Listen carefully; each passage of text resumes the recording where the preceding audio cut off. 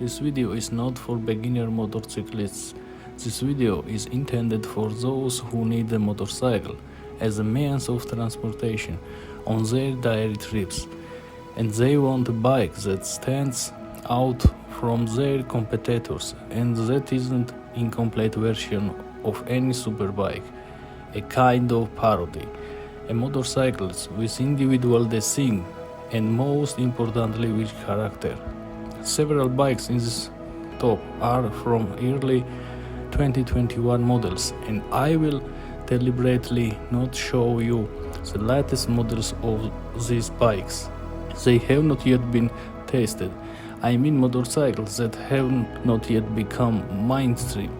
So friends, in front of you are motorcycles tested in time and among peoples. Displacement doesn't exist 125 cubic centimeters.